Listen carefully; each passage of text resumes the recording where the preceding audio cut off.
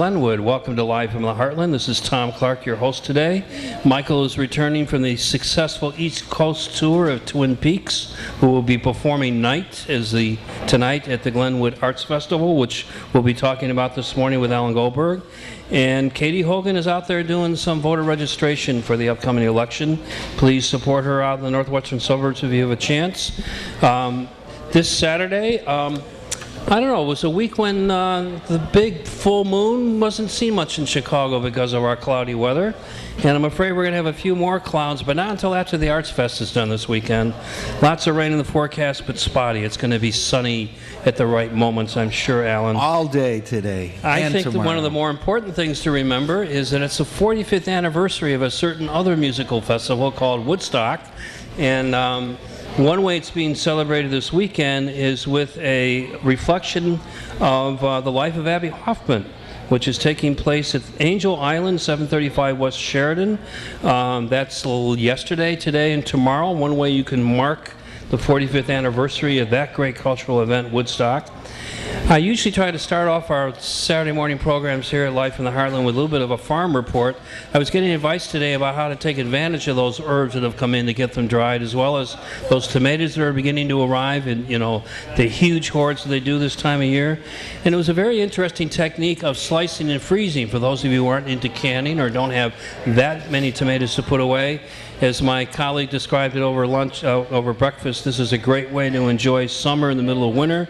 Just take that big beefsteak or whatever other tomato you have coming in, slice it in the thickness you want, put it on one layer on a cookie sheet in the freezer, and when it's all frozen, put it in a Ziploc, and you have a winter delight all set and ready to go.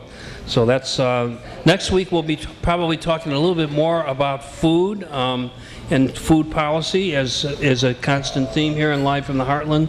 But today it's mostly, for the first half, celebration of community spirit, art, and music. I welcome to the Life in the Heartland stage Alan Goldberg, the founder, many people say, of the Glenwood Arts Festival, celebrating this weekend its 13th year. Alan, what an accomplishment. The Glenwood Avenue Arts Festival. Arts Fest, Glenwood Avenue Arts Fest, and you can find it on www.glenwoodav.org, or I don't know that you need the www anymore, glenwoodav.org. The music schedules are on there, the full list of all the artists, over 125 artists this year, 3 stages with over 40 musical acts, local food vendors, and it's all free to the public. And I want to underscore that word free.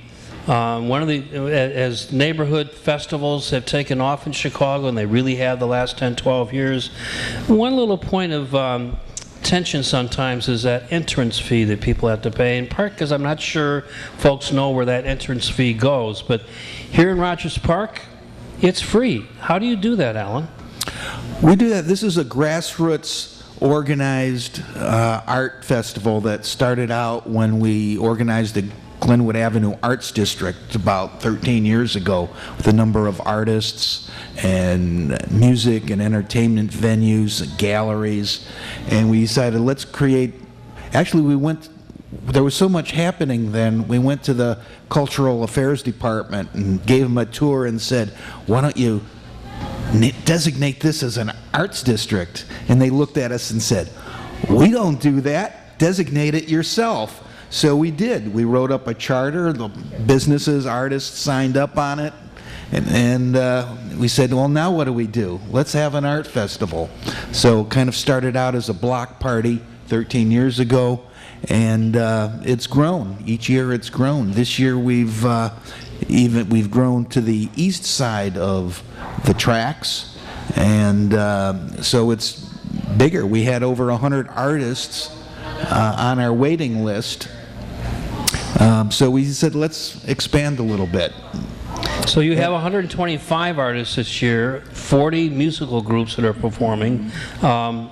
This is quite a venture to pull off. What kind of a committee do you have of volunteers to make this all happen? Well, the volunteers are a number of artists and business venues and property owners in the neighborhood who get together, start meeting in January, and plan this event. It's entirely supported by neighborhood organizations. Our SSA 24 is a big supporter in the Rogers Park Business Alliance, and businesses, you know, Heartland Cafe, Main Stage, the Glenwood, Rogers Park Social,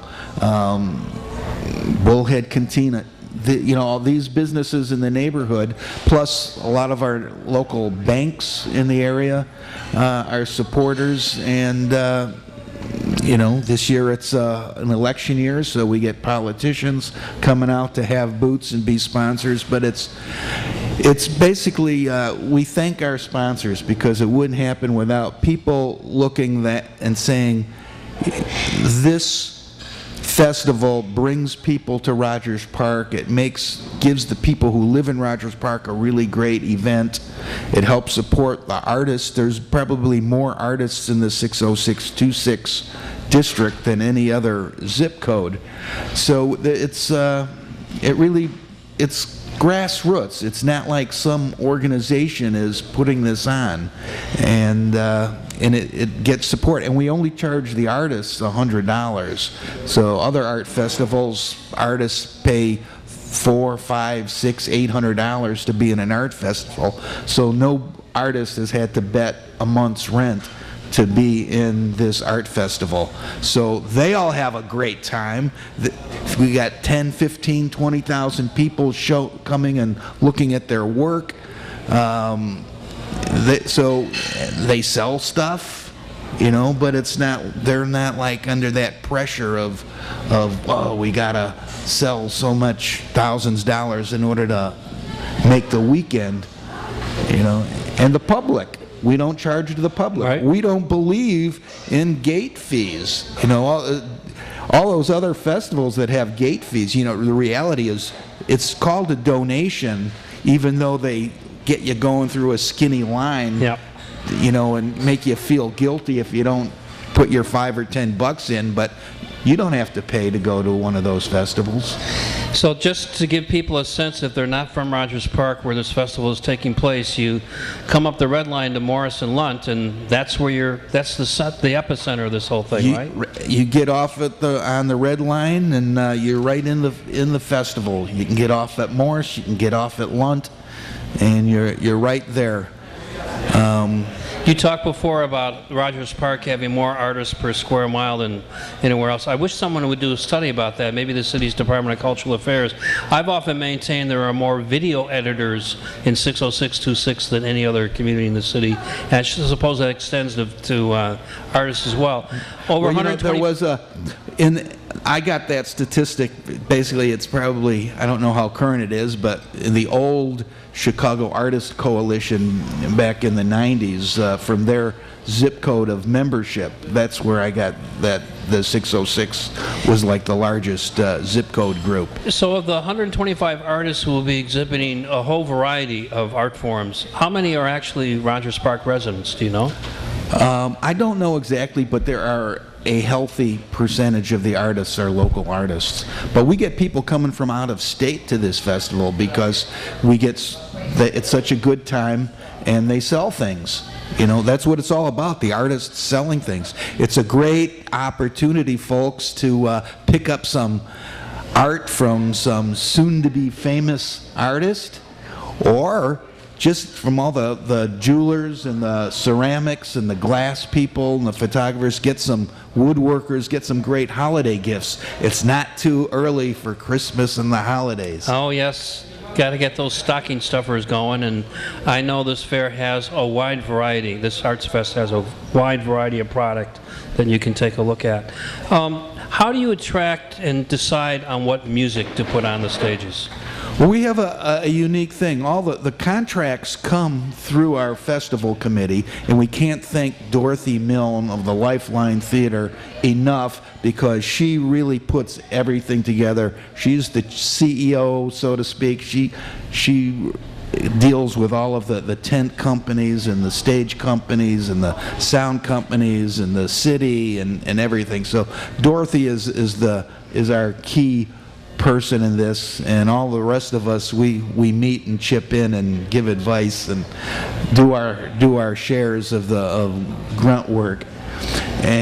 But we're going to feature one of your the music. Where does the music come from? In a few minutes. But tell us. Uniquely, we have several music venues in our neighborhood, and they book various stages. They sponsor stages, and they get to book. They contribute. It's generally they contribute, and then they sell beer, and so hopefully they all break even. So who are some of your top acts this year that people shouldn't miss? Shouldn't miss. Today at 6 o'clock, the Environmental Encroachment Love the name. Marching band. They're Love about the name. 20 pieces. They all dressed in costume. It's a Burning Man style marching band. They're going to be a big parade through the fest. The Heebie-Jeebies, Liquid Soul is going to be here. Urban Sound. Tonight for the White Mystery, one of the top local rock bands in the city, and Twin Peaks. So those are going to be some great acts. The Polkaholics, and if you really want to see some really great music, check out the School of Rock shows. There's a bunch of kids that you can't believe, these like 11, 12, 13-year-old kids channeling Jimi Hendrix or Rod Stewart. I mean, it's totally amazing. They're really great.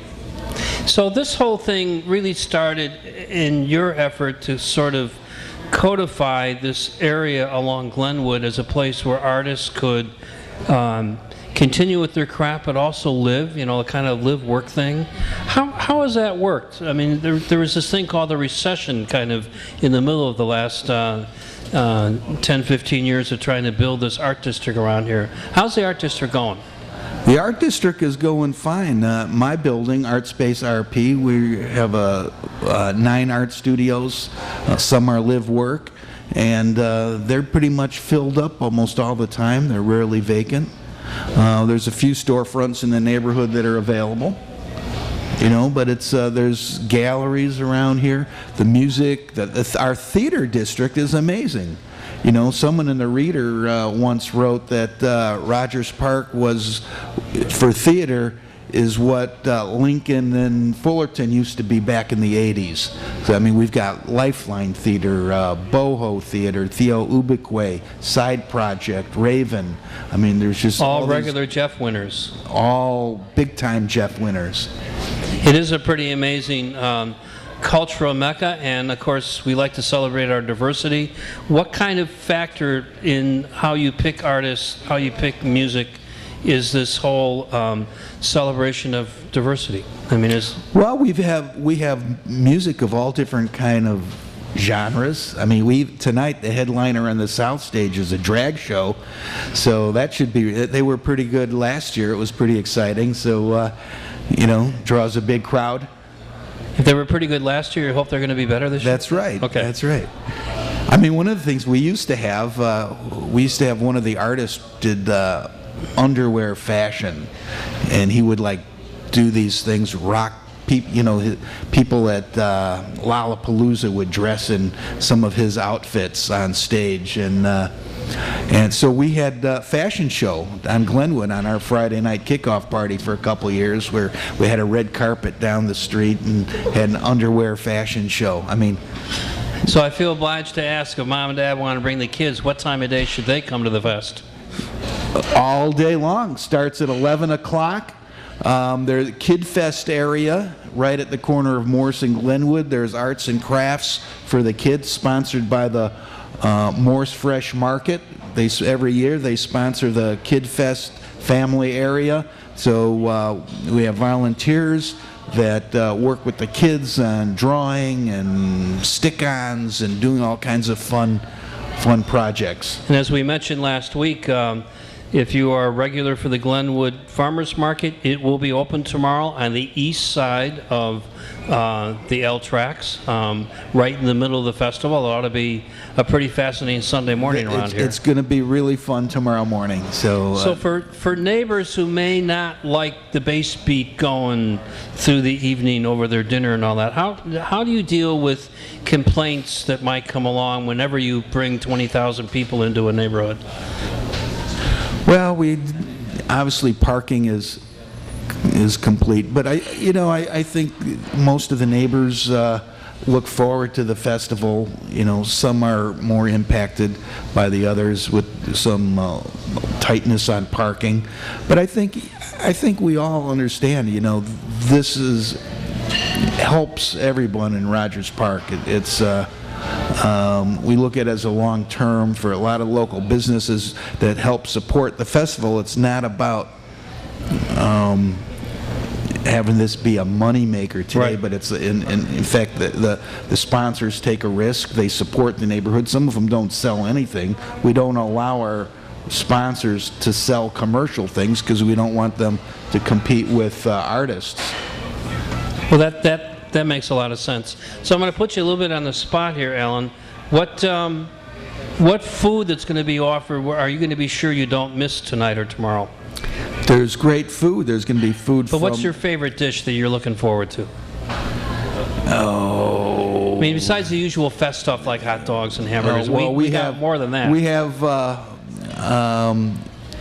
Madi's Thai food, Fung's Mandarin food, Los Portales, Morris Gyros, J.B. Alberto's Pizza, Heartland Cafe, Act One Pub selling food. We have Senegalese, Badou's Senegalese restaurant, which some really great vegetarian food, and we have another new vegetarian restaurant, which I'm blanking out on right now. So just about any kind of cuisine that you would want, it's thoroughly representative of the growing eatery scene in Rogers Park, quite frankly, which Right. is also kind of something that's grown along with the Arts District and the revival of Morris Avenue. That's a lot of what this is about. It's really bringing back Morris, yes? Exactly. We're trying to, and the entire Rogers Park neighborhood, Morris and Glenwood, and this is the heart of the neighborhood, we believe. And it's, people come here and they look, wow, look at the demographics of the people at this festival. And it's really a broad cross-section of everyone, of diversity and people getting along, and it's really attracts people. People go, wow, great place to have a... I want to thank Alan Goldberg, one of the founders of the Glenwood Arts Festival, which this year is celebrating its 13th annual gathering right here at Morris and Lund along Glenwood Avenue. We hope you all come by to enjoy the music, the food, and of course the work of over 100 artists. Alan, thanks so much for coming and for making this thing happen. Thank you very much. You're listening to Live in the Heartland. I'm Thom Clark, your host this week, with Katie and Michael busy with other out-of-town activities. We're going to bring up one of the performers for this weekend's Glenwood Arts Festival, Dr. Bill Crow, who's with the Country Doctor, and I'm going to turn over to downtown first so we can hear a little bit of music of Country Doctors. Nolan, take it over.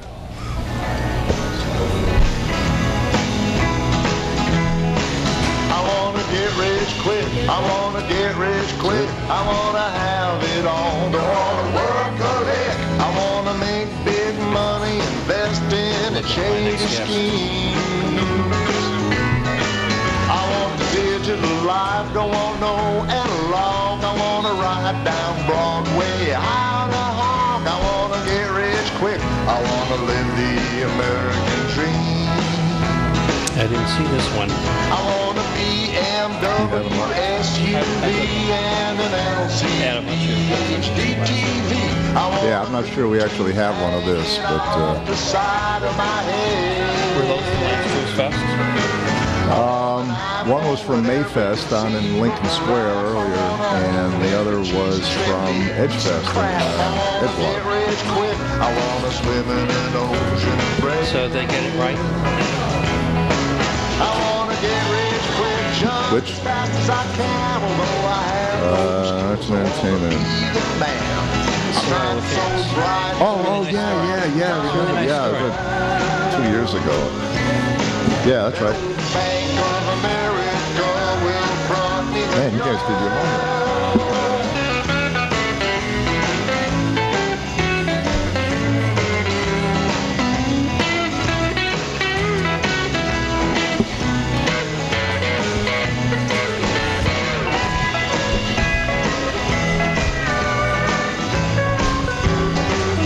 Okay, Nolan.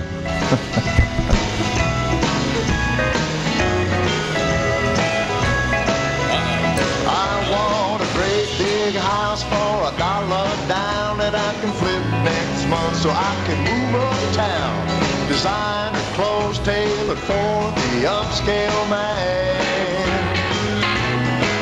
I want Cuban cigars, vintage wine, a couple hot young things that I met online. High-priced lawyer to keep me out of the can. And that was a little bit of piece from Country Doctor. I welcome to the Live from the Heartland stage, Dr. Bill Kroll. Tom. Thank you so much. Welcome to 88.7 FM, WLUW, Live from the Heartland, on the sunny corner of Glenwood and Lunt.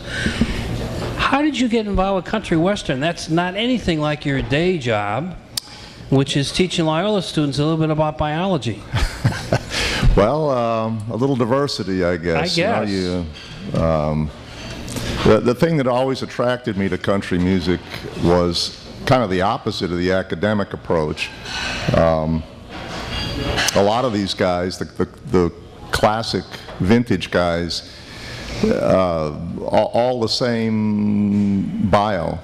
I was 10 years old, somebody gave me a guitar that cost $8 and I learned 4 chords. I played at the church and I played at the square dance, and then I started playing in the saloons where they had beer and women and beer and women. And for a lot of these guys, they were untrained. Their choices were play in the saloons with beer and women or in the coal mine. Right. Pretty easy pick. So the music, I think, what always attracted me to it was that sort of heartfelt nature of people who weren't necessarily highly trained. So you'd write some real gut-wrencher, and you wouldn't necessarily go, you know, if I put the minor 7 in right here, that'll give a real somber feel to it. They just kind of let it all pour out, and so that's kind of the balance of the academic life that I kind of live, and you know, So, Dr. Bill, when did you get your first guitar? My first, that's a tough one. My first guitar was probably about 13 or 14, and I had an aunt who worked at S&H Green Stamps. Wow. So I didn't even There's a pay redemption $8. for you. I think it was like 4 books. Were those your mom's stamps that she let you have, or They must were you have been. collecting your own? At 13 years old, I was interested in other things. So I won't besides ask you green what kind of stamps. guitar that was, but did you start with country, with an attraction to country western, or? No, I guess like in high school, I was like every other. Although, you know, I was like a closet country fan in high school. All the kids were into Jimi Hendrix and the Doors, and I was too. But I would secretly buy Roger Miller records and listen to them, but I wouldn't tell my friends because... I have a big personal confession. The first LP I ever bought for myself for my part-time hardware store job was Roger Miller. You have impeccable taste. Now, I have not played that album. I still have it for probably about 35 years, but I do finally remember it as my first one. I think Judy Collins was my second one, so there was a certain eclecticness already. But so you didn't necessarily start with country, but you sort of liked the Roger Miller approach to that side. Yeah, I always did, and played in a few rock and roll bands in high school and played a little bit in college, and after that, just casual stuff. And then I kind of put it down for a really long time. And then, well, let's just say a while back, my beautiful wife bought me a vintage guitar, and I thought, you know what, I'm going to try to hone these skills a little bit. I'd always been self-taught, So I decided that maybe I should take a few lessons and actually learn a little bit, and then the whole thing just started to evolve from there. So it was actually taking lessons that led to the formation of Country Doctors. Tell us a little bit about who all is in the group, who's performing tomorrow night on the festival stage. Well, yeah, the band kind of started out with a friend of mine who I hadn't seen in a number of years, and he was doing a little playing and singing, and we got together doing very casual stuff, and then I started taking lessons with our guitar player, Tommy Klein. And then it kind of became a positive feedback loop a little bit. When Tommy joined, Tommy's a veteran of the scene for decades here, so we got better. We had a good musician on board.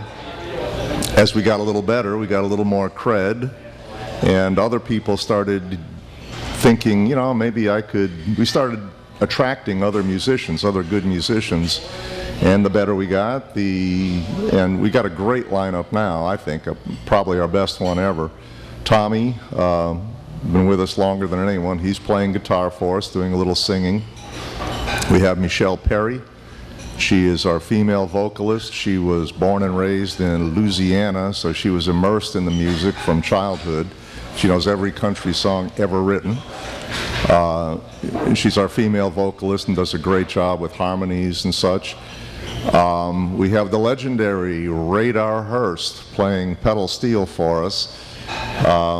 I don't think words can describe Radar, so I won't even go there. Okay. And the two newest members we have, Mark Janis playing drums and Steve Zaradnik on bass, and those two guys are both great musicians. They have helped our rhythm section immensely, and Steve is a great singer in his own right. So your day job, Bill Kroll, has very little to do with performing music. It's performance of a different kind. You're in a classroom. Well, you're exactly right. It is a performance of a different sort, but... So tell us a little bit about what you do at Loyola. Well, I'm on the faculty in the biology department. I teach a number of courses. Animal behavior is perhaps my favorite. Ecology, I'm an ecologist. I teach general bio. Pretty much whatever I can handle, whatever they throw at me, I'll give it a shot. And you've been doing this for how long? You had to ask that question. I had to. A very long time. Over 30 years. As someone who's supposedly semi-retired and I've been working harder, it feels like the last 3 months. That's why I ask those questions these days. Well, I think I can understand that as I get close to the finish line of that part of it. So what takes up more of your time, the classroom or doing the country music, the country western gigs? It depends who's listening at the moment.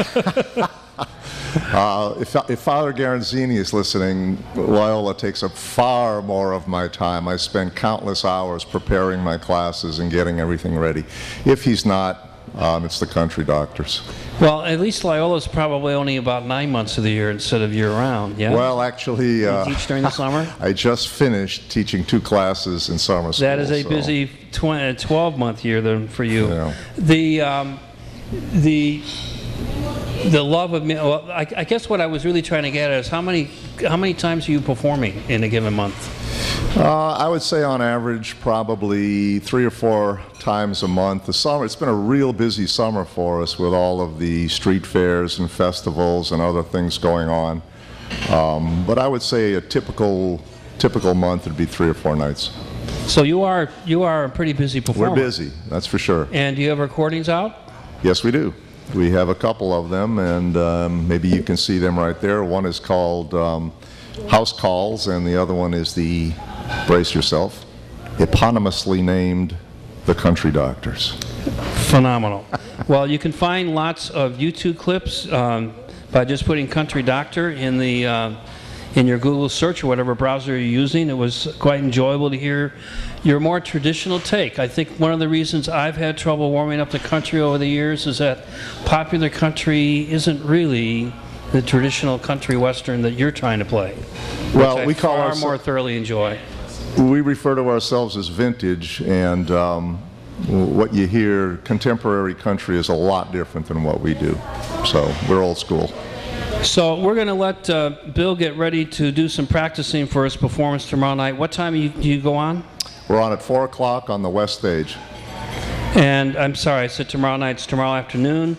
One of the many different acts, up to 40, that you can hear this weekend at the Glenwood Arts Festival.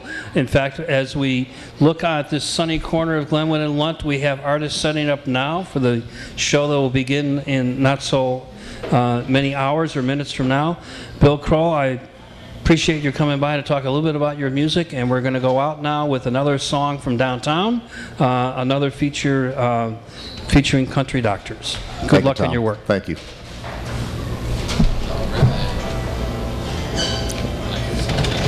Thanks a lot. Adelaide, Adelaide, don't make me blue. It's Mark Anderson in the house. Adelaide, oh how I want you. Adelaide, you're perfect, what a woman should be. Adelaide, sweet I didn't see you all the way over there. you for me. I'm good. How are you? I first met Adelaide when I was 15. We were talking through Facebook, but I'm still attached in to my fever dream. But Adelaide was 2 years Which- older than I. In the daylight, she looked through me with her big blue eyes. Adelaide, Adelaide, don't make Third Wednesday of the month, as well as at 4 o'clock tomorrow afternoon on the West Stage at the Glenwood Arts Festival. I'm Thom Clark, your host this week on Live from the Heartland on WLUW 88.7. We shift gears from art and music and celebrating the neighborhood to a little politics, which sometimes graces our airways here, like maybe just about every week. Welcome to the Live from the Heartland stage, Mark Anderson, who is a blogger for NBC5 News. He blogs for the Ward Room, and in the interest of full disclosure, Mark is a former grad student of mine at Columbia College a few years ago. We won't talk about how long ago that was. But Mark, welcome to the stage. I really appreciate your coming out on a Saturday morning. You post a couple of times a week, depending on the political season and what's going on in the air, and I love picking up on what your blog is doing, because you sometimes break stuff. You do have your own sources, despite being in the same station as Carol Maureen and Marianne Ahern and a few other ace reporters like that. But I think I want to start off by talking about the mayor, who's not been doing so well in the polls. And while it wasn't your headline, your post this week suggests that the well-funded Mayor Rahm Emanuel may be emerging as the underdog in this upcoming mayoral race, which of course we have another election before then that we have to worry about in November. But in Chicago, where politics is our real contact sport, what do you think of this idea that the mayor may have some challenges in getting reelected? Well, I think that by any measure you would have to say that Rahm Emanuel does in fact have a lot of challenges to being reelected.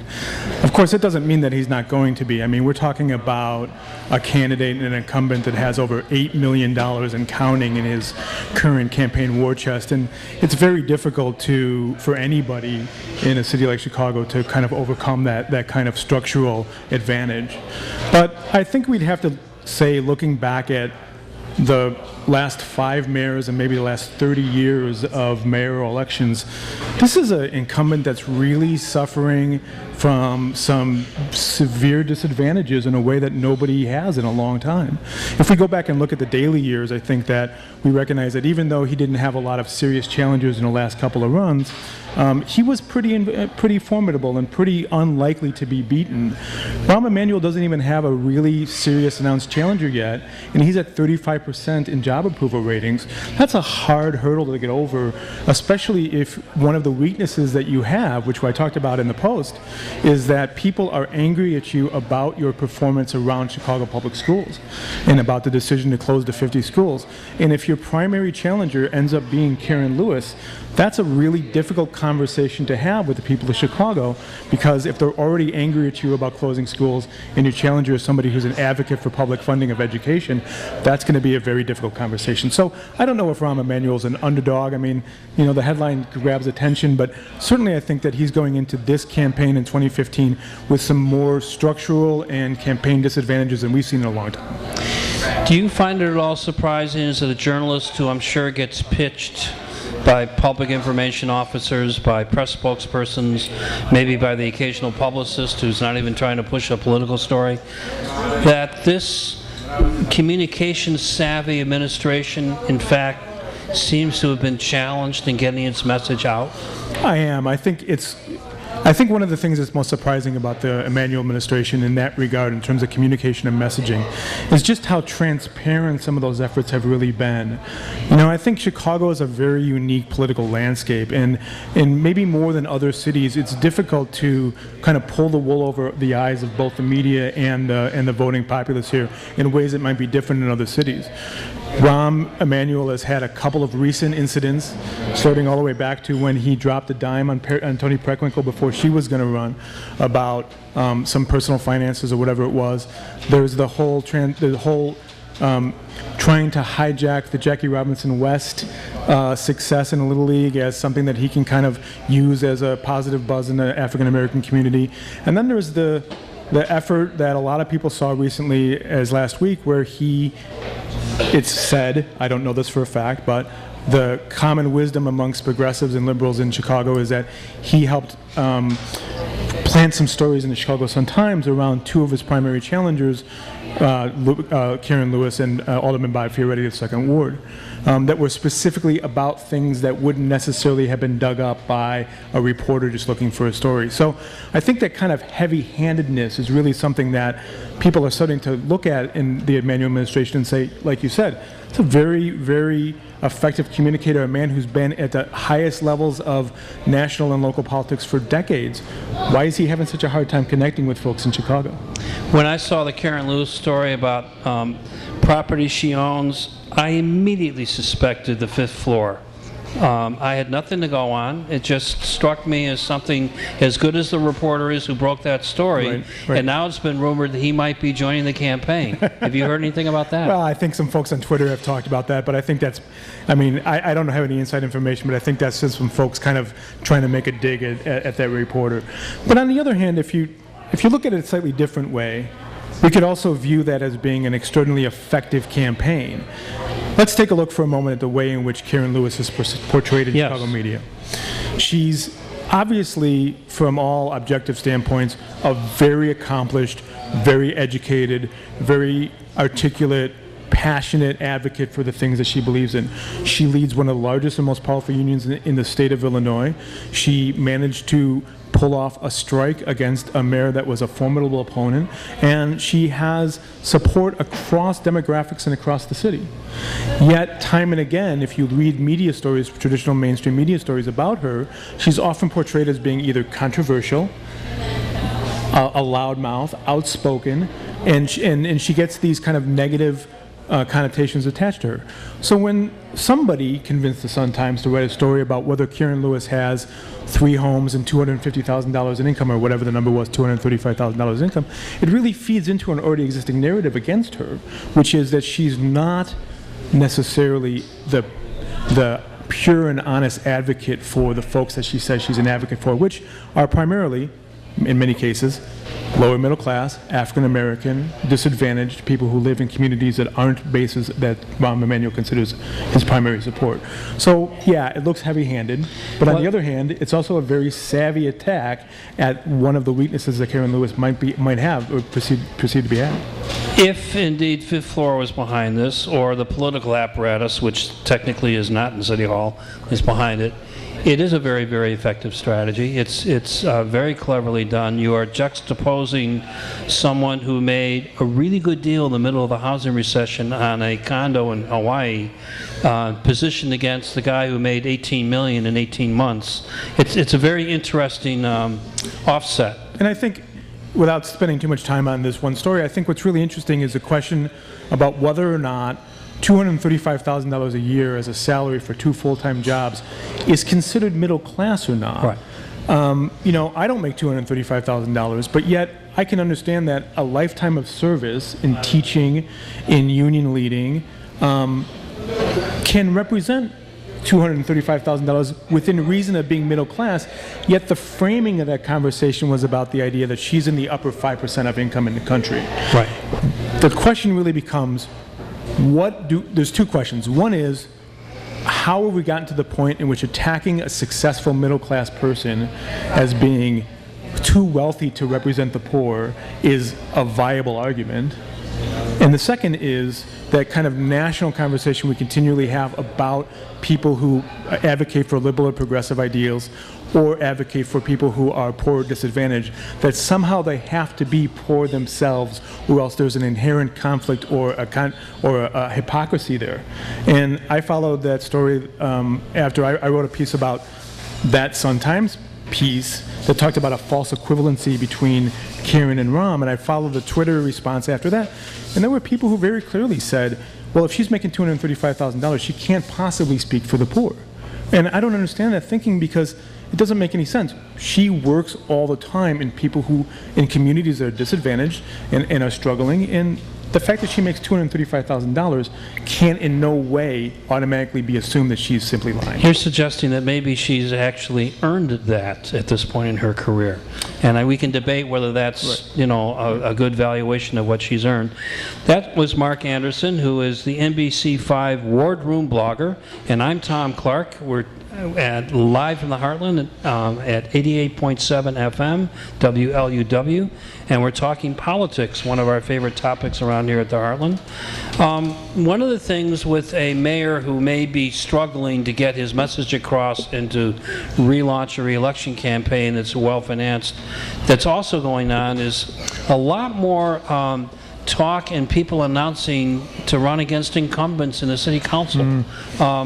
What do you make of what seems to be an upsurge in independent candidacies for what has been pretty much a lockstep city council when it comes to this mayor's policy initiatives, budgeting, etc.? You're talking about something. You're talking about a story that I can kind of proudly claim that I broke, which is I wrote maybe last week or the week before about the idea that I was able to find through some kind of informal data gathering 63 candidates who had announced at this early in the cycle as challengers to sitting incumbents across 30 wards in the city of Chicago. The piece that I wrote talked about the fact that the majority of those folks are considering themselves or calling themselves progressives. Not all by any means, but the majority of those folks who are announcing. And I think that really feeds into a conversation that's being had in the city right now about whether or not the opposition that's coalescing around Rahm Emanuel's re-election campaign and a shift, kind of a subtle shift, if you will, around around voters' perspectives about city council in Chicago. Whether or not those forces can come together to have a progressive moment in Chicago. The election of Bill de Blasio, the success of places like the Working Families Party in electing Ross Barrick in New Jersey mayor. A lot of folks are really hoping to kind of import that energy and that kind of success for progressive politics into Chicago. There are certainly a number of groups out there, advocacy groups, activist groups, who are working behind the scenes to get together a strategy, to get together funding. But like you said, it's extraordinarily difficult. Historically, it's extraordinarily difficult to unseat a sitting alderman. In 2011, there were a lot of people who believed that the daily years had exhausted voters. Voters were looking for a change, and this was a time in which there was going to be a sea change in city council. And only a handful, maybe 6 or 7 incumbents were actually defeated by challengers. There's all kinds of structural and political barriers to unseating an alderman.